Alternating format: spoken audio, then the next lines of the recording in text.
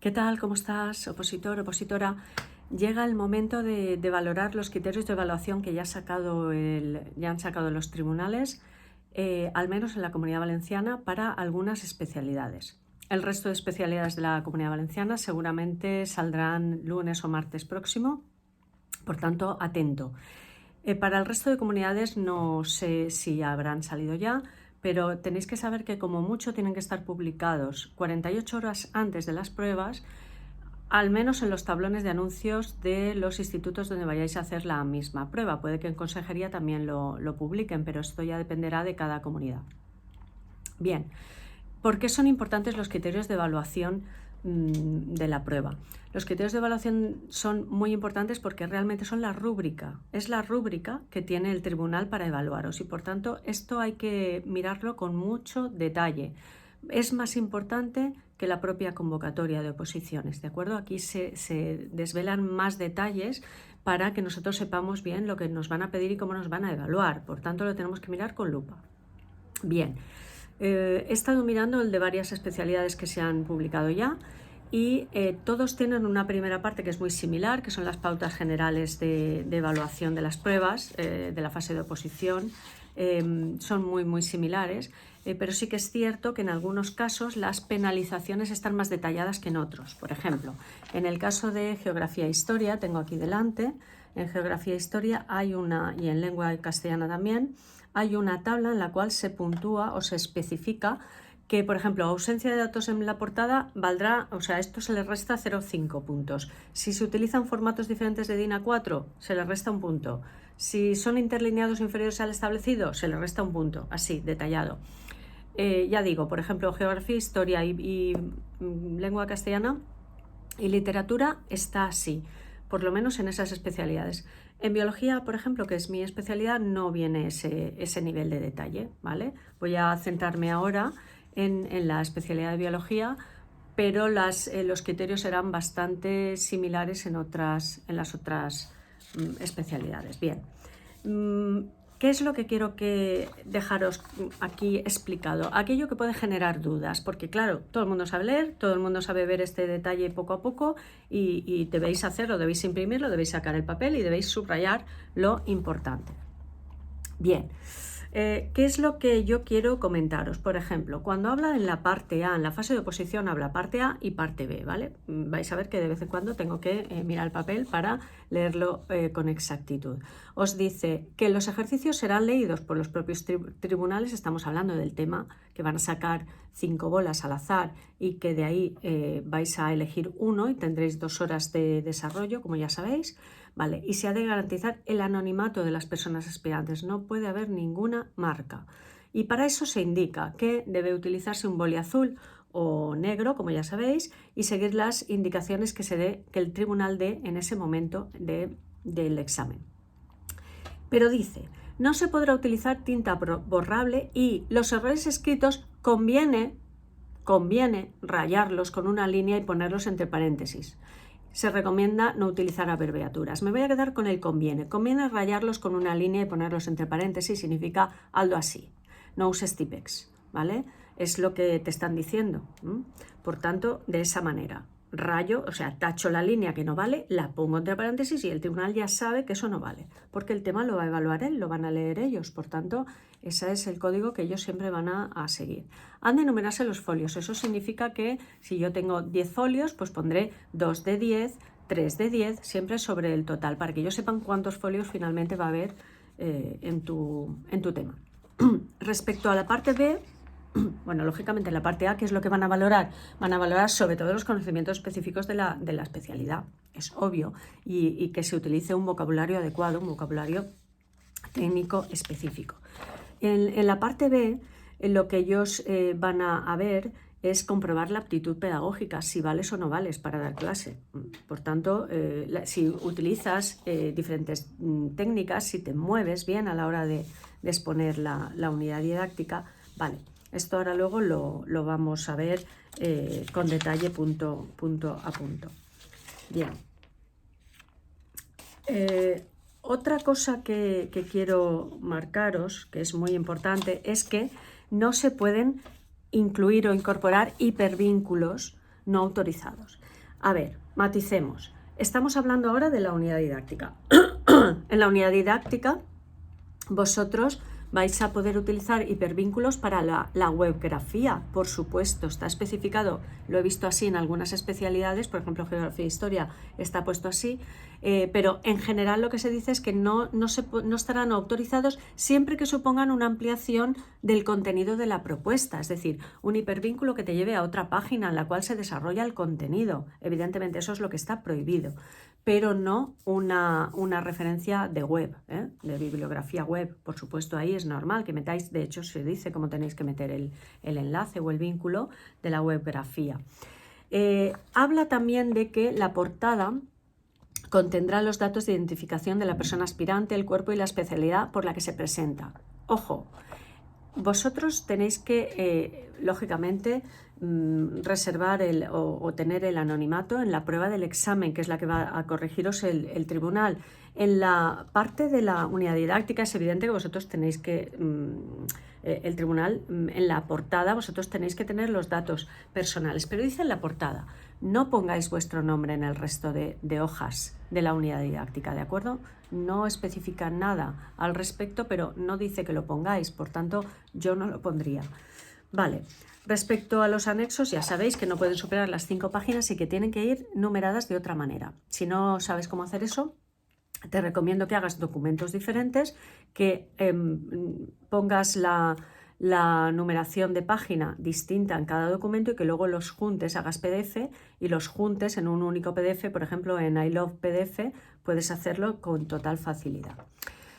Dice que si la persona no ha presentado la unidad didáctica en el plazo establecido, en nuestro caso, por ejemplo, hasta el 20 de junio, perderá todos los derechos derivados de la prueba. Lógicamente, ahí la puntuación que se otorga en la parte B de la prueba es 0. Tanto olvídate de sacar ninguna plaza.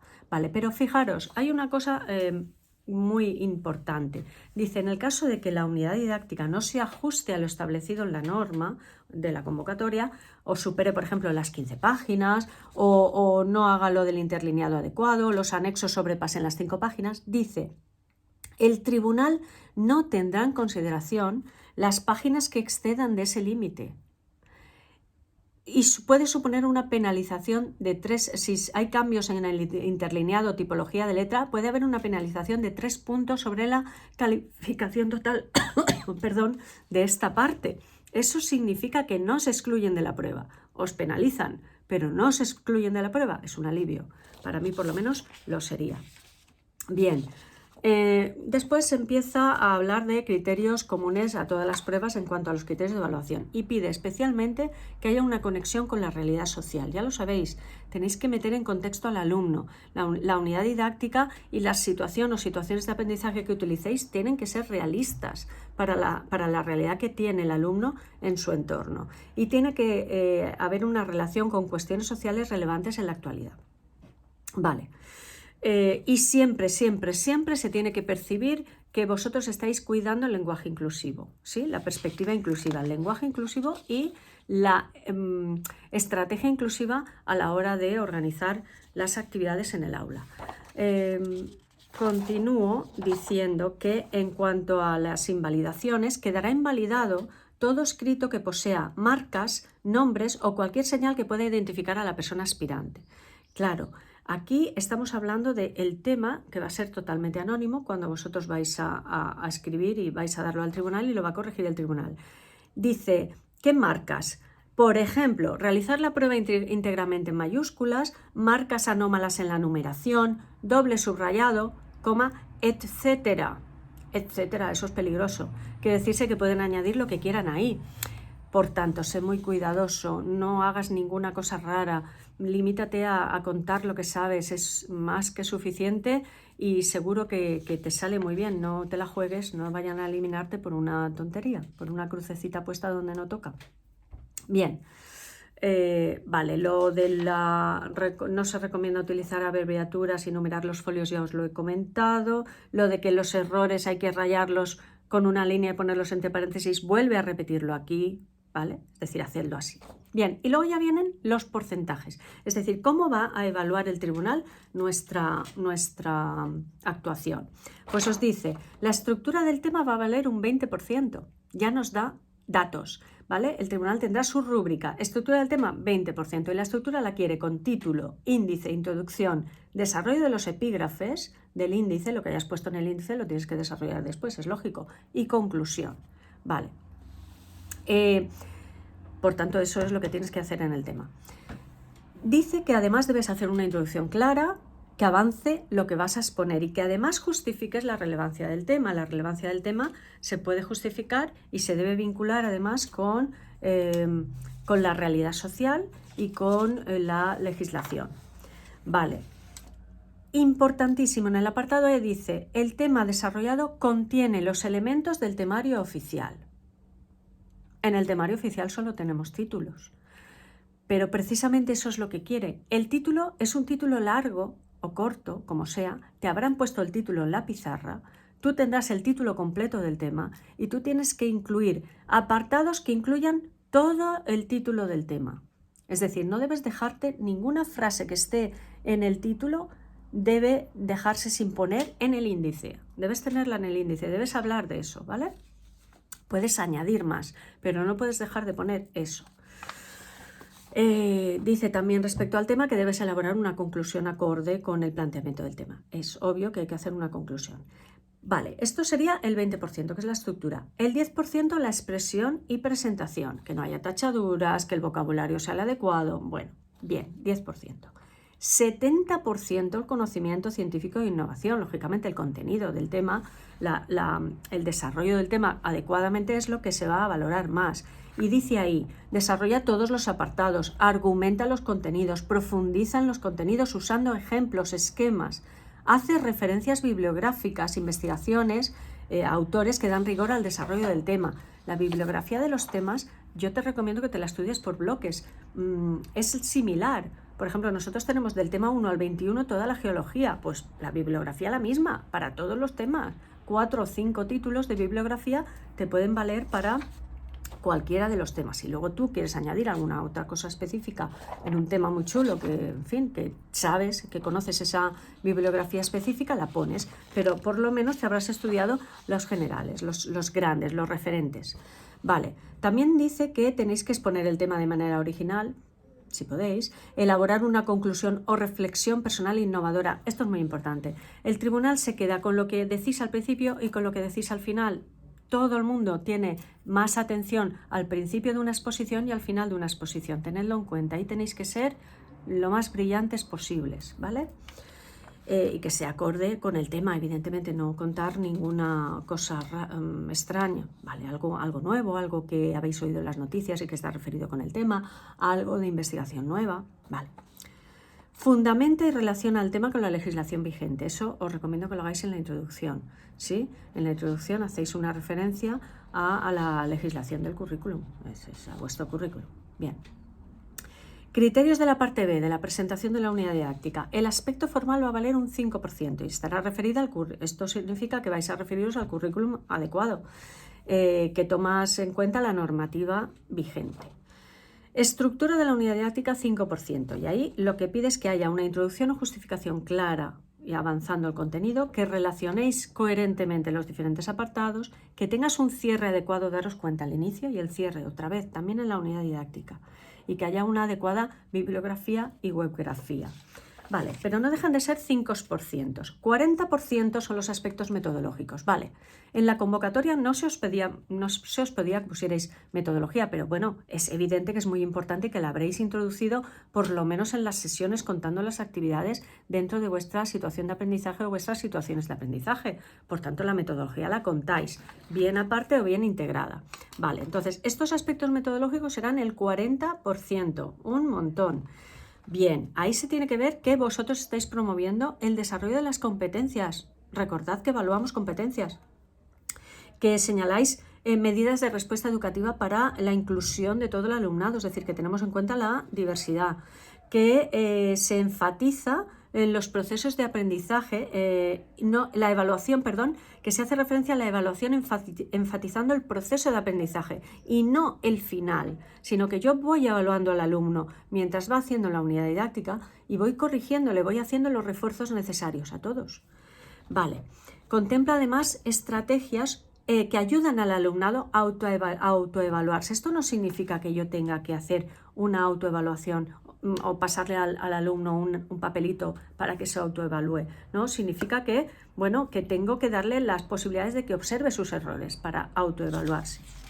Bien, me queda, la evaluación es el 40%, 40% también es un montón, ¿vale? 40% metodología, 40% evaluación. Y de ahí, importantísimo, evalúa competencias clave, ya sabemos, evaluamos competencias. Otra, incluye una autoevaluación de la práctica docente. En la convocatoria no decía cómo teníamos que evaluar la práctica docente, aquí ya sí, nos dice autoevalúa tu práctica docente. Es decir, no el alumno a ti, sino tú a ti mismo. ¿Podéis hacer que el alumno os puntúe también de alguna manera? Sí, podemos pasar un cuestionario a ver qué les ha parecido la unidad didáctica, pero yo también tengo que autoevaluarme. Expresión y exposición oral vale solo un 10%, ¿vale? Pero a lo mejor es un 10% definitivo o definitorio.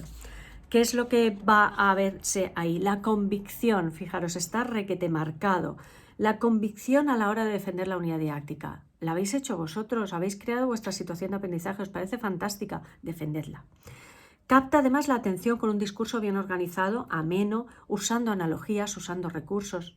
Tenéis que hacerlo pues como nos pasa con los alumnos. Tenemos que ir llamando la atención del tribunal que nos está escuchando a nosotros, ya ha escuchado a otros tantos antes y todavía tiene por escuchar a los que vienen detrás. Vale, fijaros, mira al tribunal y muestra competencias comunicativas. ¿Cómo vas a ser un profesor, buen profesor, si no comunicas bien lo que tienes que comunicar? Por tanto, eso también tiene un peso. Y utiliza material auxiliar y recursos didácticos, pizarra, ilustraciones, diagramas, esquemas, TIC, para complementar los contenidos. Bueno, ya hasta aquí creo que es suficiente para daros una idea de lo más importante de los criterios de evaluación. Mucho ánimo, os recomiendo que lo imprimáis, que subrayéis lo importante y que, bueno, creo que os he explicado las cosas que podían dar lugar a dudas. Mucha suerte, ánimo con la preparación.